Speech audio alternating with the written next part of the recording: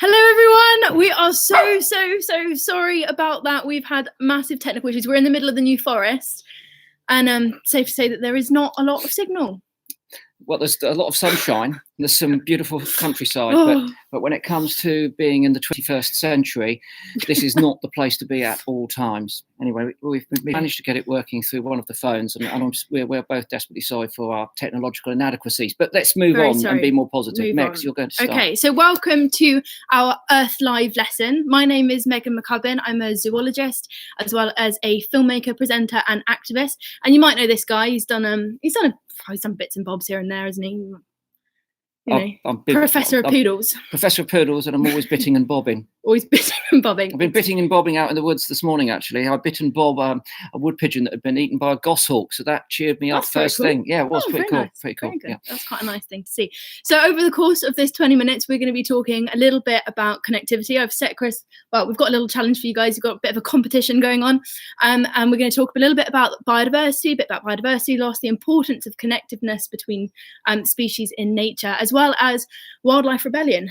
Indeed. Well, a bit of an update. I mean, obviously things have changed given the critical nature of our corona crisis that we have at the moment, and we felt that some of our planned campaigns wouldn't be entirely appropriate at this time when it's essential that we're all working together in a community fashion to make things work. We're not taking our eye off the ball. We do have some news, and we'll give you that at the end. So cool. So you've been digging around upstairs, haven't you? And we found some really cool things to show you. Yeah. I've always been picking stuff up since I was a kid. I picked up that, bits of wood pigeon this morning that had been eaten by a goshawk. I didn't keep those, to be honest with you. I left them out there for the other animals to scavenge later. But I have always been collecting things. I've got quite an extensive skull collection, feather collection, pellet collection, poo collection as well. Yeah. Mm-hmm. Best poo I've ever brought back, Megs. Oh, I know the answer to this. Go on. Snow leopard. Snow leopard poo in my collection. Oh, yes. Oh, if you're very lucky at some stage in the future, I'll get it out. Anyway, look, I picked this up in the woods a little while ago. I live in the New Forest, and fallow deer are very common animals here. And this is the shed antler of a fallow deer. And you can see here where it's come off the peduncle, which is the bony growth plate where the antler grows every year. The extraordinary thing is, whenever I look at these, I've been picking them up all of my life, is that this is produced for 1 year. This enormous amount of material, all of the calcium that's been put into this for that one critical period during the rut. And what's characteristic about the fallow deer antler is its palmate structure here. Still has the tines here, and the purpose of those tines is, of course, to interlock with other antlers when the deer are rutting. This essentially isn't a weapon. It's not designed to gorge and gouge and kill other deer. The purpose of this is to lock together so that the whole contest becomes a trial of strength. But, whenever I find one of these out there, it's always a joy. You've got to get to them quite soon. This one's quite intact. If they're left as all hatches, look, there's a little bit there. You might just be able to see, look, where it's been chewed. Because this, again, is a great source of calcium. So once it's shed out in the woods, the squirrels, the rats, other rodents, even the deer themselves will nibble these to try and get some of that calcium back. So this one's in lovely condition. I give most of them away to young people to put on their windowsills and treasure. Chris, Kevin is asking, what rate do they grow? Well, they grow incredibly quickly. One of the fastest growing bones anywhere in the world. And let's be clear, this is not horn, this is bone material here. And initially, it would have been covered with what we call velvet, which is a vascular covering full of blood. And here, if you look carefully on this, you can see where the veins were. And all of the time that the deer is growing the antler, it's pumping blood through the veins, laying down this bone. Enormously strong, enormously resilient, and shock resistant too. This is a unique fabric in the animal kingdom. And I have grab these. these two plates, oh, get them the right way around. So these are baleen whale structures. So whales can be separated into two groups. You've got the toothed whales and you've got the baleen whales as well. And this is an amazing, amazing structure. So if you can see, take a good look here, these hair-like fibers that come out. I mean, it's quite thick down here.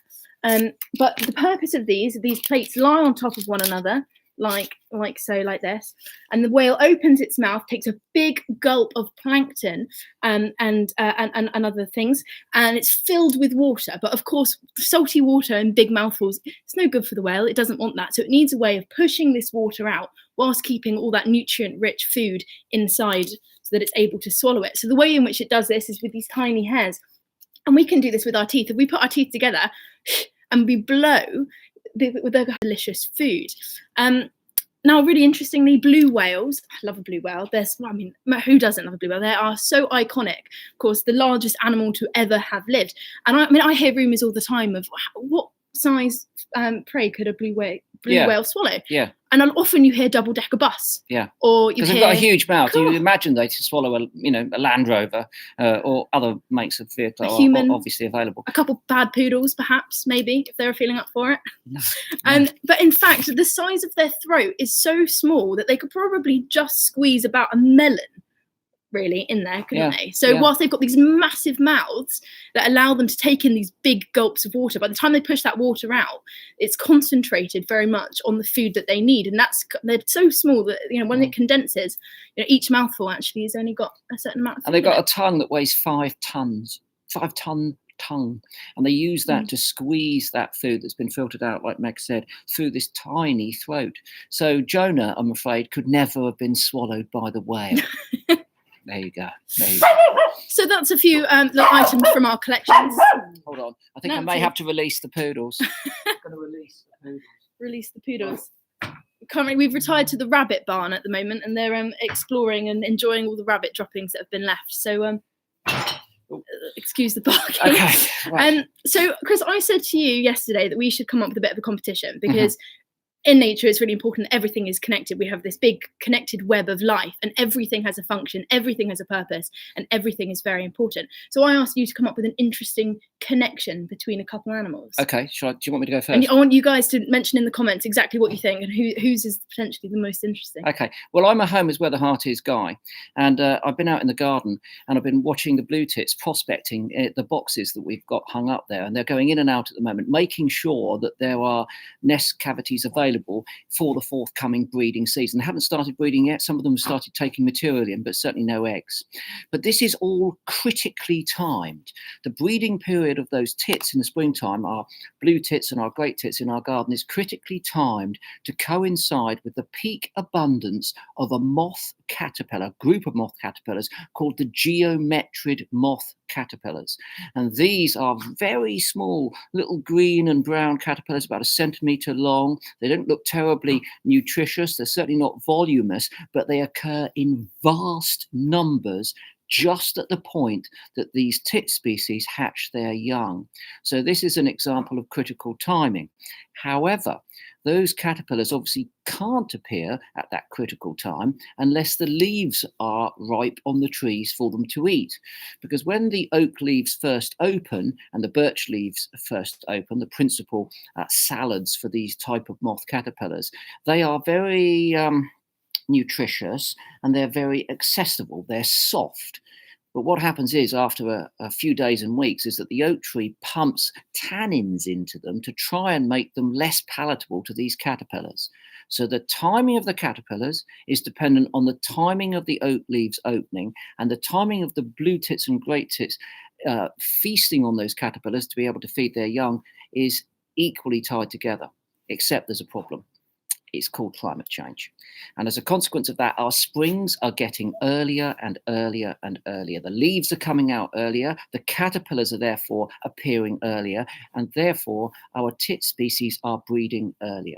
And measurements that have been made in my lifetime since 1970 indicate that great tits in the UK are nesting up to 3 weeks earlier than before. What about if the timing goes wrong? there's been another change in great tit behaviour, and that is that they can lay their eggs, but they only start incubating with the last egg. And an egg is essentially a dormant structure up until the point you start incubating. Then the processes start rolling, and it has to be continually incubated in order to survive through to hatching. What the great tits are doing is that they're laying their eggs in the nest, and then, not exactly, but they're thinking, they're measuring somehow the potential abundance of those caterpillars before they start laying on them. And they can leave them for up to 10 days just there, sat in the nest, whilst they potter around in the trees, presumably getting a sense of, are the leaves out? Are the caterpillars going to be ready? And then they start to incubate them when it's appropriate. So we do see nature adapting to climate change, but we do see climate change having a drastic impact on the connectivity in our garden ecosystems. All right, that was pretty good. Okay. That was pretty good. What's yours? Well, I've gone a bit further away from home. And this is one that's not going to surprise you because I've been going on about this animal for the last year or so because I've become a little bit obsessed. Oh, no. Is it bit a brown obsessed. hyena? It might be a bit of a brown hyena. It's all we hear about. They're great. They are so, I don't know why we cool. got poodles. We should have just got brown hyenas. Would not complain. Honestly, a pack of brown hyenas. Now you're talking. Probably less destructive than the poodles. And certainly better behaved, to be quite honest with you. Yeah, probably. Are you going to be talking about their anal glands? A little bit about anal glands, a little bit about their relationship with an unexpected species. Sat over dinner, anal glands is a brown hyena. You should always pop round. It's always interesting at our meal times. Anyway, yeah, Carol, I interrupted. Go on.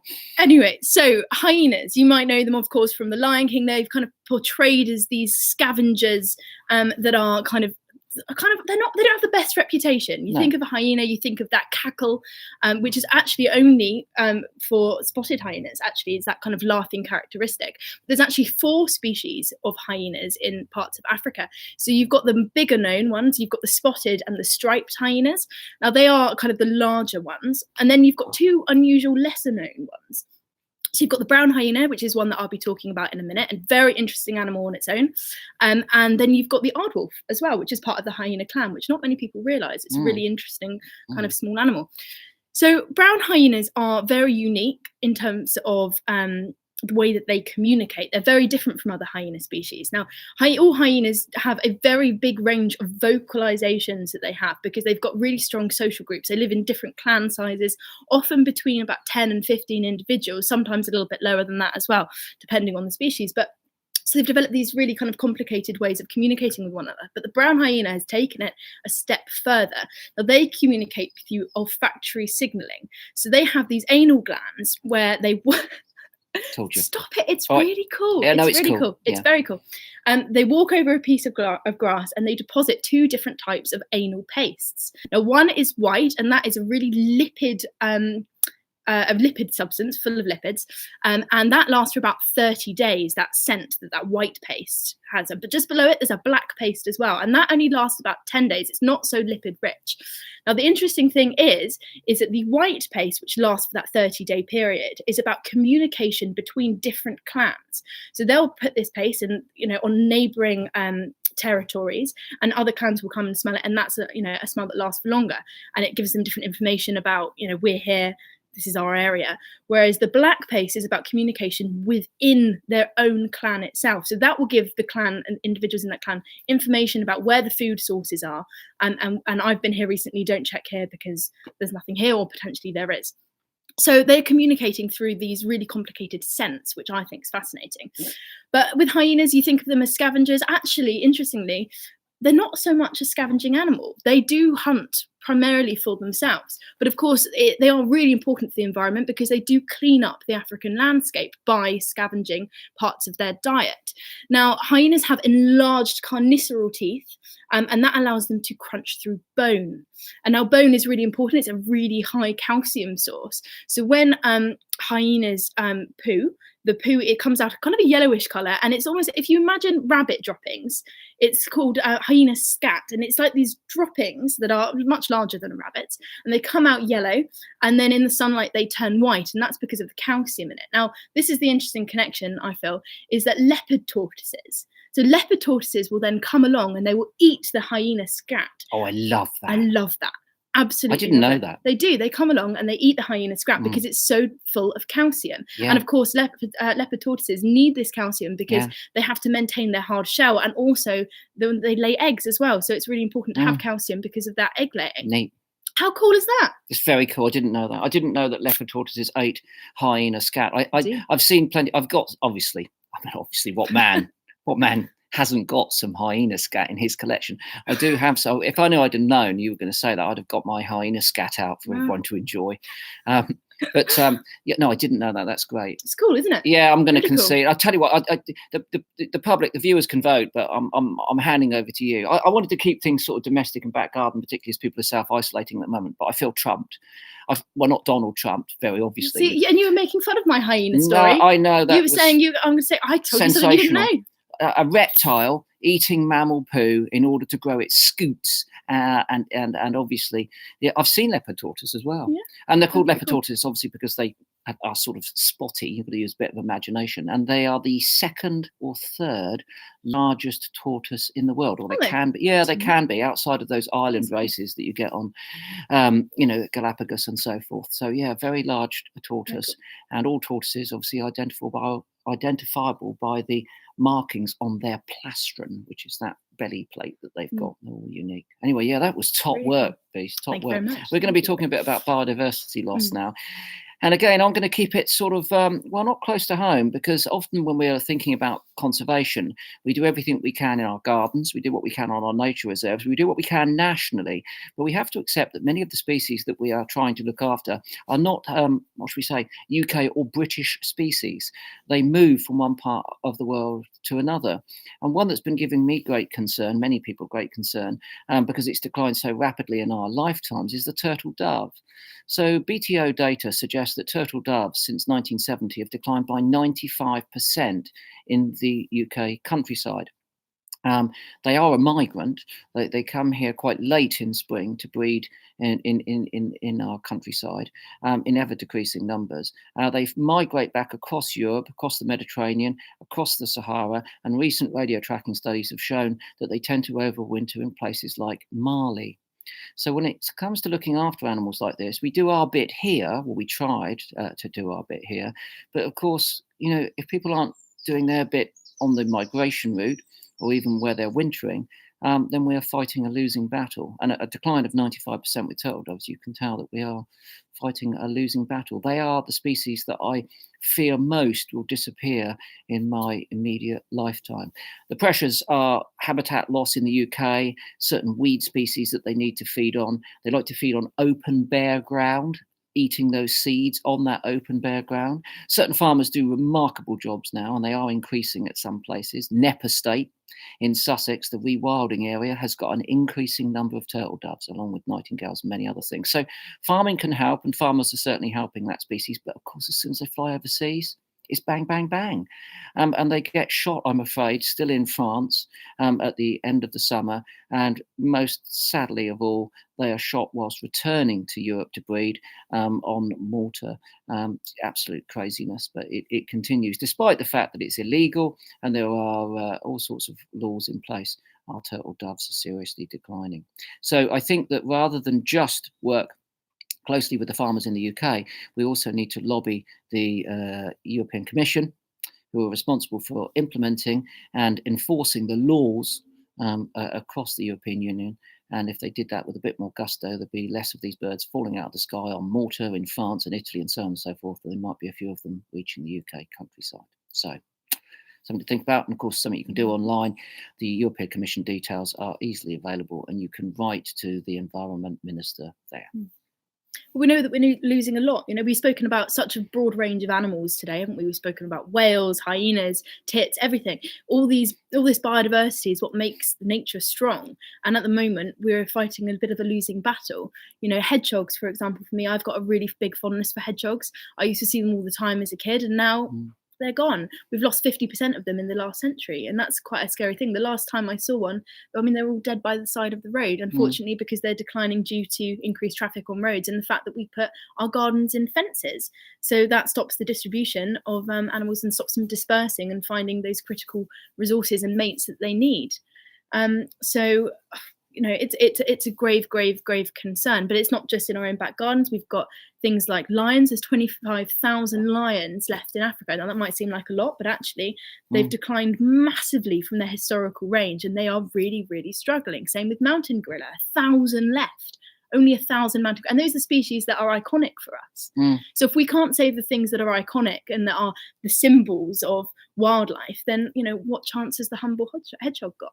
But there are positive stories. There's amazing work going on, and in some areas actually urban hedgehogs are being seen to increase in numbers. So there are positives, aren't there? Hedgehog Street, that's something you can look up. Hedgehog Street is, like Meg said, you put fences in your garden. They can't move from garden to garden. They have to go out onto the street, where they come into conflict with traffic. So by making holes in the fences and allowing your hedgehog to go to be next door's hedgehog, to be next door's hedgehog, to be next door's hedgehog, means that they can stay safer.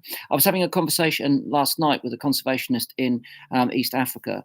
And obviously the coronavirus is going to have enormous impacts all over the world. But he was voicing a very sincere fear that with the number of visitors to that region going down, that rangers will obviously be taking care to look after themselves and probably won't be as active in the field.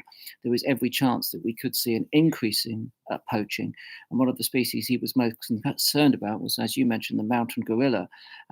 They are, primarily living in an area where there's enormous conflict at the moment, and has been for a long time. It's an area which is difficult to work in, and now it's going to be even harder.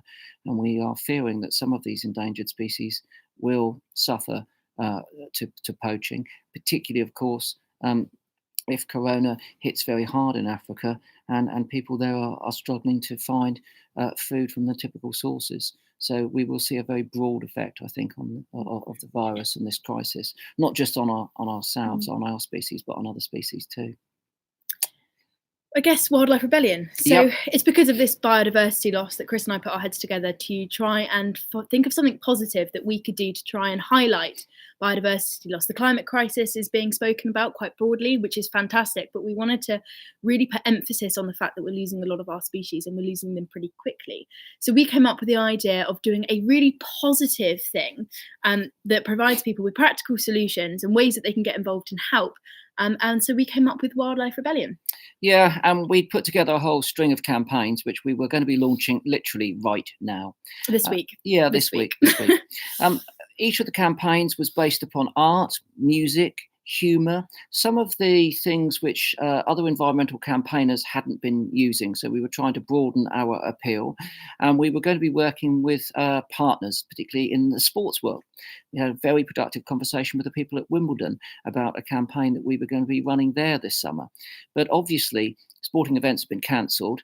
And also the tone, we felt the tone of some of our campaigns, which was, although they were funny and although they were creative in terms of music and art and so on and so forth, they were obviously also commentated Wales. More money being spent in DEFRA to protect our biodiversity.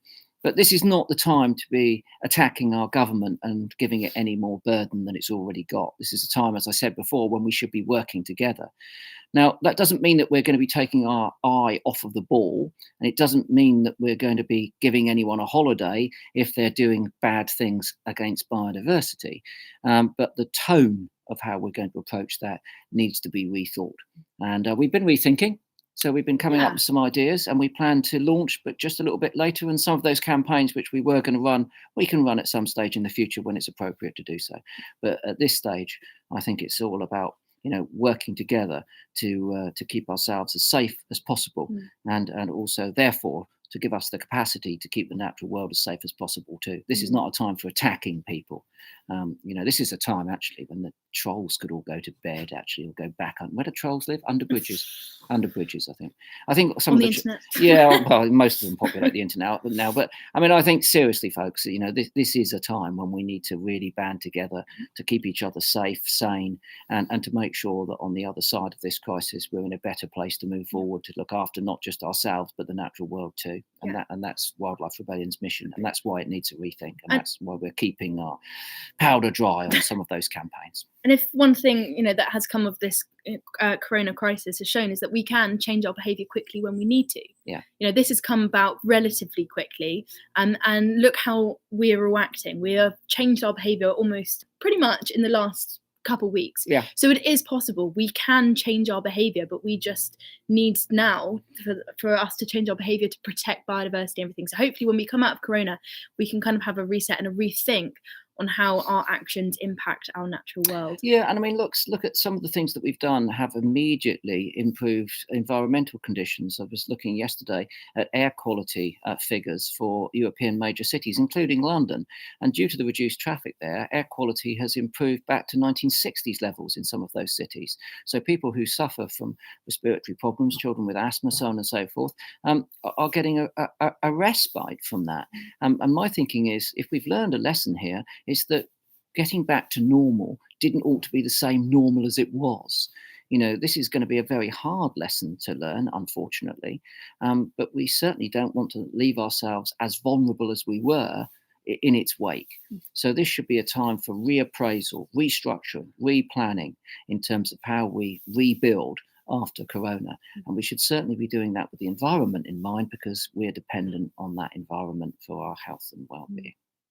Brilliant. Okay, I think that's it. I'm sorry we were late. Yeah, very sorry. I'm very aware of time. I know at 12 o'clock you've got another Earth Life lesson coming up with Sharks for Kids, which is really cool, by the way. It's out in Bimini. There's going to be loads of really cool sharky stuff going on. So make sure you tune into that at 12 o'clock. Yep. But for now, if you guys want to get involved a little bit more, we'd love for you to, you know, if you've got kids at home and want to do something to help keep them entertained, we'd love you to kind of create a connectiveness map. So if you can find a few different species and work out how they're interlinked and write down about their behaviours and how those relationships are they symbiotic, i.e. are they mutually beneficial, are they not mutually beneficial, all these kind of stuff. We'd love to see that. So if you do that, take a photo, send it in to us, and remember to always use the hashtag #EarthLiveLessons. Yeah, so back garden food web, really. Think of your pond. Food web. In the moment, you might have frogs and toads in your pond. You might have a heron coming to eat those frogs. You might have a grass snake coming out of hibernation to eat those frogs. But those frogs are eating something else at the same time. So like Meg said, put it all together in a food web, take a photograph, send it Doesn't in. necessarily have to be a food web. Or I've got another thing. No, it doesn't have to be a food web. No, it's connectivity. You're absolutely right. You're absolutely right. It's not necessarily a food web. Or if you fancy a bit of naughty homework. Oh, no. You could draw some hyena poo. Oh, yes. Draw and paint some hyena poo. I'd love that. Yeah. I'd absolutely love that. Get drawing some hyena poo. Honestly, it's so fascinating. Send that in. Anyway, listen, we better go, because anyway, Sharks coming soon. Yes, Sharks coming soon. So make sure you stay tuned for that. Thank you, guys. It's been a great Earth Live lesson. Thank you very much. And we'll catch up with you soon. Cheers. Bye-bye. Bye. Bye.